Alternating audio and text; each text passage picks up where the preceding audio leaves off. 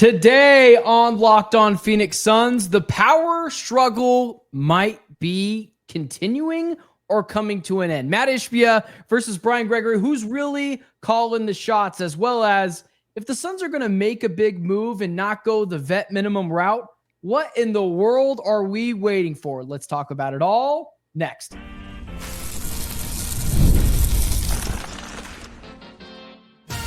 You are Locked On Suns, your daily Phoenix Suns podcast, part of the Locked On Podcast Network, your team every day. Welcome back into Locked On Phoenix Suns. My name is Benjamin Garcia, host of the Ben Garcia Show mornings on YouTube and a credentialed Suns media member. Thanks for making Locked On Suns your first listen here on this Wednesday. Don't forget Locked On Suns is free and available on all platforms, including YouTube. So click that follow or subscribe button to do what thousands of Suns fans have already done. Become an everydayer and get locked on to the Phoenix Suns each and every day. Today's show is sponsored by FanDuel. Today's episode is brought to you by FanDuel. Right now, new customers can get $150 in bonus bets when your first $5 bet wins. Joining me today for the rest of the week, the staff writer over Awful announcing a credentialed Phoenix Suns media member and one of the godfathers of Locked On Phoenix Suns because he had to be so humble yesterday, and credit Eddie House for all that. What's up, Brendan? How are you, man? I'm doing good. Can we broker an agreement right here? I think the people want one more today for Friday's show. Oh, did you see that? I may at least, you can host, I'll let you do your thing, but at least I will intro the show at the very top. Okay, we've talked about this off air. Do you see, I've been begging you for this. You want to go out like humbly, leave it better than you found it, wander off into the shadows in which you showed up in. And I'm like, lean into it a little bit. Go full John Gambadoro when it's his time to retire. Have a full retirement tour. So yes, I was going to ask you that. I was going to tell you that they want that from you, Brendan. I'll do it. What's funny is the today thing, like that's only like a year or two old. Like I didn't even do that for most of the time with the show, but I guess if it's the first thing everybody hears, then that's what sticks. I thought that was just something we did with Locked On Suns. So maybe I'll just, I thought it's something we did at the Locked On Podcast Network. I thought it was like, that's what we say. I did kind of take it from Nick Angstadt because he basically, he goes, on today's show, or that's whatever he right. does. I kind of made my own version of it. But yeah. Then I think it's got to be retired. Maybe. Okay. I might forget. You got to find your thing. Semi-retired. Okay, that's not what we're talking about today. We're not arguing about today's welcome backs on today's show. There's a decent amount of things to get into on today's show, but it's interesting because like each sort of team in the Valley and really all across all sports have like their own team publicized. I call it team propaganda, as first coined by my guy Jody Ayler at Fox Sports 910, where Cardinals have their flight plan, Diamondbacks have their own thing. Well, the Phoenix Suns released their own version of team propaganda, but it's kind of interesting. It gives you a deeper look into the draft room, what kind of went on the night of drafting Rasheer, Fleming, Kobe Braya, and of course, come on, Malawach.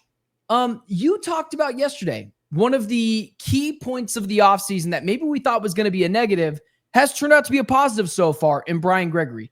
I have a clip from the 11-minute docu show today that the Suns released on their YouTube channel talking about all things that went on during the NBA draft process. So check this out and tell me what you think, Brendan. Key BG is who do you want to take at 41? We gotta figure this out. Elbow between these two guys, you know what I mean? He's got an NBA skill, and he is 6'7". That's what makes it tough. I would be fine either way, though. Take a swing at the elite shooter. And then he's an elite shooter, obviously, at 6'7". Two ways? Yeah, these would be two ways. I'm the GM. We'll take Kobe Braya. You take the best shooter in the country. He's going to be on the two-way. Opens it up for whatever we can get on the free agent market. Hey, Mike, I'm going to give you the name. I'm freaking tired of waiting. Well, you can give me the name. I can wait if you want me. I can go longer. I can go down to like 5. No. Kobe Braya, Kentucky.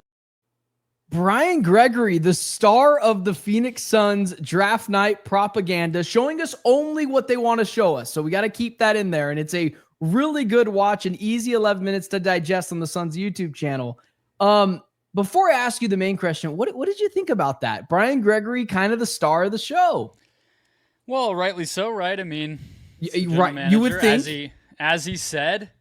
So, yeah, it's also funny in there, like you said, with what we can't see. They don't tell us who they're talking about. Two people. It's clear that it was Braya or somebody, and they allude to it like 2 or 3 different times of the other. Like he says, let's go with this one, and then you can kind of tell there's like a cut where he probably had just been talking about the other guy, and then when he says the free agent thing, he's clearly saying like we'll fill that skill set in free agency since we're not drafting that guy, and we don't know what that even is. So, yeah, it's like you're listening to it, and then you just want to know more because you're getting a little, you want more. But, yeah, I think Brian Gregory is a funny character. That's all I can say. I mean, every time we hear from the guy, it's the accent, the kind of goofiness, whatever. But, hey, I mean, I can't argue with the draft class, so I guess, he's the one laughing right now after that summer league. It's so funny because I've went on a couple of different shows, and every single way that I've characterized Brian Gregory is he is the most boring individual ever. But in this, he kind of had a little bit of pep in his step. And it brings me to this, man. You mentioned yesterday that one of the things, and I kind of alluded to it earlier, that seems more of a positive than a negative, and maybe not the way we thought, is Brian Gregory feels like he was potentially a home run hire, at least to this point. There's a lot other things we need to get to, and we'll hold him to a higher standard later. But it kind of makes me think, man, Rich Paul was on the phone with Mat Ishbia, but the entire 11-minute series highlighting Brian Gregory shows Brian Gregory was in charge. Who the heck is in charge, man? Or is it a true 50-50 split, and can that work? I don't know. I mean, I think it's not a coincidence if we're just sort of like getting into the like, trying to look at it from the perspective of like the Adobe file of the edit of the video in Premiere or whatever, that they have him going, I'm the GM in the video. Like it's not on accident, but I think that the draft is probably going to be the place where we most likely see Gregory's influence shine the most, and probably the place where he'll do the best. I mean, he's a college coach. That's probably what he should be best at. That's probably the thing you hire him to do. And it's probably not a coincidence that you went ahead and did that at the time you did when you know that this roster needs to reset. So it doesn't surprise me to see that. But I'm just not going to waver from... We have so much evidence that Mat Ishbia is the one that is the loudest, most dominant voice in the room. And once again, I'll remind people, a lot of that evidence is from his mouth, as recently as last week when he reminded Burns and Gambo that he is going to take a more sizable role. So at this point, you'd be kidding yourself not to say that Mat Ishbia is the end-all, be-all for this team. But, yeah, does he know who Kobe Braya is before June? No. So Brian Gregory probably should be the guy to make the final call on something like that. It's so funny, man. You took the words right out of my mouth. I call it team propaganda because they put in exactly what they want you to see. Really good. We can react to it in July and it's fun. However, I'm the GM was said almost with his voice shaking as he's looking at Mat Ishbia for approval. I'm not putting any more into that, but like you said, dude, we have so much evidence, and here's some of the evidence even more so. In that video as well, you saw Josh Bartelstein, his grummy little Nepo fingers all over the draft board and asking questions. And I don't know if that's the case. If Brian Gregory has his say, maybe he likes Josh Bartelstein. That's not the question. It's, would he have picked him on his staff? And it feels like when I'm seeing Josh Bartelstein being a part of the equation, at least in some way, when Mat Ishbia tells me that that's not going to be the case, he said, those are his words. Like, it leads me to believe, man, that it is a Mat Ishbia run organization, and they're trying to get us to think this is a Brian Gregory run ship.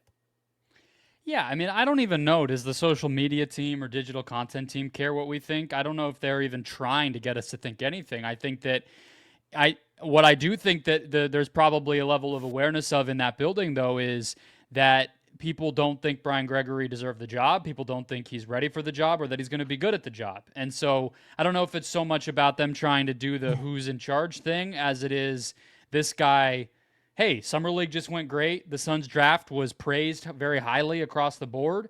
This is the guy who did it, and he's the one who should be receiving that praise. I think that's all it is. I get it. But I don't think that the media, social media team is directly going out and doing like, just again, the word propaganda, trying to get us to feel a certain way. However, I do think that they have bosses that are directly linked to the front office that says, we know that this had to be shown to 20 different people before it got leaked to said YouTube. on the air last week that he's in charge. So I don't think they're really trying to dispel that notion. I think that that's loud and clear. I think that's what it is. Exactly. But I think it is them not being told, but encouraged, hey, take out the things that show Mat Ishbia maybe doing a little too much bossing around outside of doing the traditional calling of the owner, but maybe prop Brian Gregory up. That's where I think he's going. I don't think that they're saying, hey, do this. I think they're giving them clear directions on what not to do, leaving them with only one road to go down. Does that make sense? Yeah, but you're right to point out, like you did at the beginning, that that clip with Ishbia and Rich Paul is, I think those are the types of things that we know. That clip is an example of what we always are kind of wondering about with Ishbia before he just basically told us he was going to be the guy now. Is we were always like, we're not getting the full story. There's clearly more here. Everybody seems to know Ishbia's making the final call, but no one can ever actually pinpoint when that happened or what it looked like or what he said or what happened. That Rich Paul call to me is everything that you had always kind of been wondering about. And I think it's fair to assume that from that point, and maybe this is good. Maybe this is actually a reason to feel decently about all of this. Seems like Rich Paul might have pulled some strings in order to get Malawach here because of that call, because he knew that the Suns were so determined to get him, and because he felt like, hey, there's a wide open hole at center. He probably didn't know Mark Williams was coming to town at that point in time. Rich Paul didn't. But if it's working, it's working. Like, that's the one thing I'll always admit is I don't really care who's calling the shots or a lot of it, as long as the stuff works. The only time I've ever brought the hammer down on Mat Ishbia is when it's failed, and we need to point the finger at the failure, and that's when I've, identified that it's him. Secondary point that I was thinking of when you were saying the whole Malawach Rich Paul situation. Brian Gregory didn't have any idea how to say Kamal Malawach's name in that video. He completely butchered it, which I thought was really funny for a guy that they loved and that they said, granted, they didn't have him in for a visit, so I guess that would make sense too. They didn't get the correct pronunciation, but they also said that he was the number 5 guy on their board, which means that obviously they had him ranked pretty highly. Okay, we've kind of talked a lot about the buzzword being alignment. We've poked some fun at it, but how much does that actually matter? It was kind of half and half before with Ishbia's crew, James Jones's crew. Now that we have the full Ishbia experience in all of his guys, how much does that alignment really matter, and how much do the Suns miss it over the last couple of years? Let's talk about that next. First, today's show is brought to you by FanDuel. Summer sports are in full swing, and whether you are all about baseball under the lights, golf on the green, or high-stakes soccer action, FanDuel is the best way to make every game even more exciting. You're already following the action. Why not make it a little bit more thrilling? With FanDuel, you can get in on the game while your friends are getting sunburned at the beach. I've been using FanDuel for the past couple of years now. I am very much a spreads better. And with football season fast approaching, I mentioned this on Locked On Cardinals earlier today, that 5.5 point spread against the New Orleans Saints, where a guy in the name of Tyler Shuck, whose name is way too close to Tyler Suck, I kind of like the Cardinals' ability to cover that 5.5 point line. So if I was putting down my $5 bet and getting $150 in bonus bets if that bet wins, I'd feel pretty safe about the Cardinals covering that 5.5. So new to FanDuel, new customers can bet just $5 to get $150 back in bonus bets, which I just mentioned before, if your first bet wins. Open the FanDuel app today or visit FanDuel.com to get started. You came on the stage and I kicked you off. Listen, if we would have had a little bit of better alignment there, Brendan, potentially I wouldn't have kicked you off there. However, the Suns are looking to have like some real alignment in place. It's a buzzword. It's almost a little cringy to say now. However, I kind of am starting to see it a little bit in the works. Here was my theory, and I mentioned this I think a month or two ago, and we didn't really get deep into it. But it's starting to kind of unfold. I think you and I would both agree that the Suns offseason has been more positive than negative, and I don't necessarily think you and I both thought it was going to go that way or as positively as it's been, even if it's been minor league if you compare it across the league. But it gets you thinking. Maybe Mat Ishbia should have just fired James Jones on the spot. Anyone who was not a part of his management tree, and brought in all of his own guys. Because to be fair, even though it's Team Michigan State and a lot of Spartan pom-poms waving around the front offices, it does feel like the Suns for the first time have a plan, have a youth movement in place, know exactly what they want to do in the draft. Help me out there. Is that crazy to think? Was the buzzword alignment something we'd made fun of kind of as a joke on this show, really rearing its head here as, oh man, I think the Suns finally have a front office that is together and is, for all intents and purposes, aligned? I don't think there's anything wrong. Of course, I mean, like, if you were to just say, take Brian Gregory out of it, take Mat Ishbia out of it, take the Suns out of it, do you think it's good for organizations at the highest level to be aligned with one another in their decision-making? Who's going to sit there and tell you, no, I actually think that's a bad thing, right? Of course it's a good thing. The problem at the time with that word and why it became kind of a meme among Suns fans is that it was just saying the quiet part so out loud of the reasoning behind hiring Brian Gregory and the direction that Mat Ishbia was going with when it comes to building out his brain trust, that it just felt like almost like the joke was on us. Now, I think time will tell, right? I don't think that there's such a bad thing. And like we kind of talked about this a little bit once the dust had kind of cleared from the hire, and we were like, there's nothing inherently wrong with an owner prioritizing relationships and trust when he goes about hiring people to make basketball decisions. The problem starts to come in when the lack of experience, which you cannot argue with, is absolutely clear and present in the Suns front office right now, or,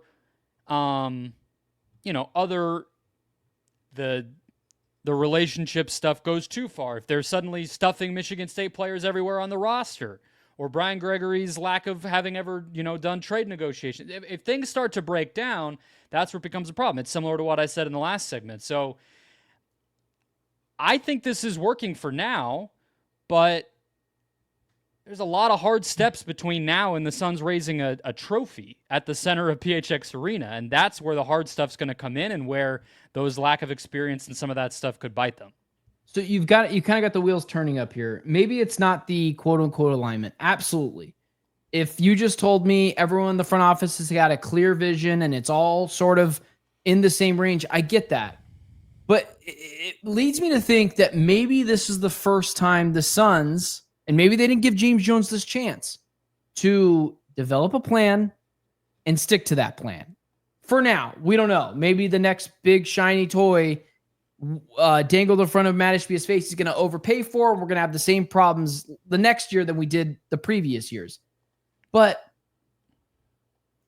is it as simple as Mat Ishbia and Brian Gregory are learning? You can't just throw money at the problem. You actually have to have a strategic plan in place. Last year, it felt like we knew they were going to fire Frank Vogel. Maybe we disagree with it, but we knew it was going to happen. They then hired Mike Budenholzer, or Frank Vogel was the problem. And then Tyus Jones fell in their lap. But it never felt like they had a clear plan. Rasheer Fleming felt like they had a clear plan. Kobe Braya felt like they had a clear plan. Kamal Malawach, it felt like that way too. Do you think all the Suns were really lacking was just that structure of digging deeper than just throwing money at the problem? Well, here's the thing. I think that like the way that they built out this new young core is kind of a version of throwing money at the problem, right? Not literally, but what I mean is throwing money at the problem. The reason that that's bad is because it would indicate that all you have to do to achieve a goal is approach it from one angle, i.e. spend. In this case, I think that time will tell. Like, we're in July. It's kind of, you just have to imagine things a little bit right now. Like, I'm not trying to say that I know where things are headed, but we're only one off season in. And so the way that they handled business this summer was pretty from one angle too. Get younger. And they just did everything basically possible to reset the roster. And like, there's some attributes of the players we've talked about plenty in terms of the physicality, the forcefulness, the athleticism, the size, and that is good. It's pointing in the right direction, but I think that the question will be like, how do you string together multiple moves that adhere to a larger vision? Can you make an offense good enough out of these types of players? If not, how do you pivot if you realize this team's probably a little too defensively oriented given the roster that we're seeing right now? What's the next move to balance it out more in the offensive direction? You know what I mean? Those are the kind of the next questions that we'll have to see. And then in the shorter term, like just this season, how do you develop the players to make them more well-rounded, to make up for some of the weaknesses that we see in the roster? How do you make Jalen Green a different type of player? How do you make Oso Ighodaro or Ryan Dunn, Mark Williams, a different type of player? Those are the things that are going to tell me if it's actually a vision, if it's actually a change of heart, or if it was just, okay, instead of trade all of our draft picks and spend out the wazoo, it's keep all of our draft picks and draft players out the wazoo. Right now, there's really no difference. It's the stuff that's going to come next that I think will tell us the truth about it. This is kind of my final thought here. I'm more on the positive side when it comes to what the Suns have done this offseason. Feels like it's been patient. It feels like it's been strategic. It feels like they've perfectly picked out guys that they think can help them win this year while also not bottoming out completely. And giving them a little bit of like hope for the future. Like maybe Jalen Green turns into something, like all that stuff, right? Here's where my main concern comes into play. The second he could, Mat Ishbia went after Kevin Durant, he went and got him. The second he could go get Bradley Beal, it came and got him. I don't know if Mat Ishbia is ever going to be patient enough to stay away from the big fish because it feels like fun, but maybe I should get something a little bit more healthier for the team. Get something that fits a little bit better. Maybe I don't need a Trae Young. Maybe it would help me a little bit more as a Lou Dort type of player. Or can they make their Pascal Siakam move, right? Where it's like the Pacers, they made their swing for a just shy of a superstar, a fringe All-NBA guy. But what happens when you're able to nail a move like that that's good or that's the right fit is you can get it at better value. All you have to give up is a couple firsts and some players that you're not really married to. And then you get to make the finals and still be relatively flexible. It's really hard. I'm not saying that that's easy or that that's always even the best strategy. Sometimes trading for the big name is actually best. Kevin Durant in 2023, that's the move they should have made. You know what I mean? Like, I'm not also going to sit here and say that they have to just not do any of the stuff that they did in the past. Maybe the opportunity comes up next summer and I don't know, fill in the blank with a star player wants to be in Phoenix. I might sit here and tell you they should do that. But I think that the thing is, again, it's just the patience is definitely part of it. And like trying to hold yourself accountable to the direction that you're pointing. You know what I mean? And you know, I think the distraction is still a good way to put it. Like, I agree with the way that you're saying it, but it's like deciding what's a distraction versus what's actually a good move. And that's what like being a really good front office in sports is about. That's why these people get paid a lot of money or they fail. And like, I think that's still, again, why some people are worried that a front office led by a mortgage broker and a former college coach is not maybe the best way to do it. And that's what leads me to the final thing we'll talk about in just a second. We have 2 roster spots open. You mentioned to me last night if it was going to be a vet minimum dude like a Jordan Goodwin, why haven't they done it already? Okay, well, maybe that's something else up their sleeve. Or if not, what in the world is taking so long to round out this roster? Let's talk about that next.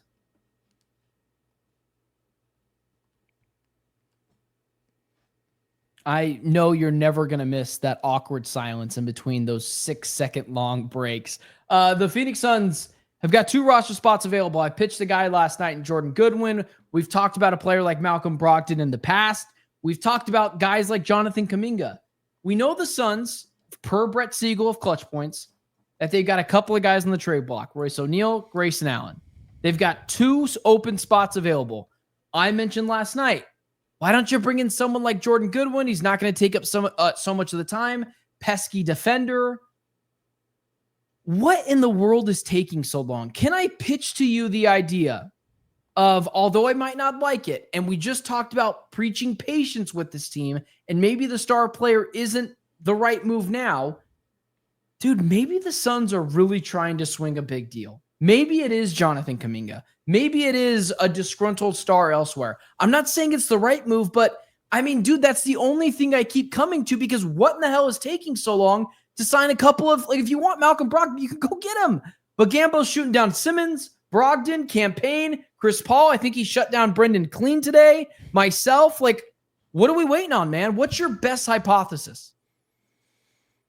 I mean, let's just get the easiest one out of the way first. The easiest explanation is the one we've come back to multiple times this week in this last segment, which is that the player that they're targeting, one example being somebody we know they were in on, like Marcus Smart, is currently on a different team. Like, that would be the easy way, somebody who could potentially be bought out, who they may be able to swing a very small trade for, or whatever it might look like. Now, that doesn't really tend to go on all summer. Like, we're not so far from when players start to get into their market and start working out, and you're not going to cut somebody at that point, and that happens in like 6 weeks. But that could be it. The other thing is, yeah, a trade, I guess, right? Like, and I think you look at restricted free agency first, but there's not a ton of dudes left on that list either. It's Giddey, Kuminga, Grimes, and Cam Thomas, and that's basically it. So we've talked about the Kuminga option. We've also talked about how they don't appear to have enough to get that trade done. I don't personally love the Josh Giddey idea, but I guess it's going to linger out there until he signs. I guess that could potentially be what they're thinking. We haven't heard it, but it's not outrageous. They need playmaking, so maybe. Yeah, I'm surprised. So just out of curiosity, just Kuminga or Giddey, if you could pick between the two, and it's going to cost virtually amount the same of assets, not money, which would you choose? Just out of curiosity.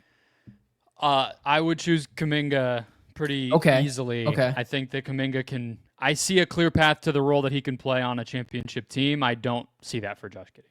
Wow, that's interesting. I don't mean to make it a Giddey versus Kuminga argument, but I think I'm more team Giddey than I am team Kuminga. But I guess that's not really the point we're trying to make. It's the fact that I don't necessarily get it, because I totally buy into your arguments about Josh Giddey, that maybe he's not a championship level. I can totally buy that. You not being in on Giddey is not me like thinking you're crazy. Kuminga, I also see some of the issues. I don't understand cashing in your minimal assets now. Maybe it's bad contracts and a pick or two to get one of those two guys, when it feels like that's not what you've been preparing for.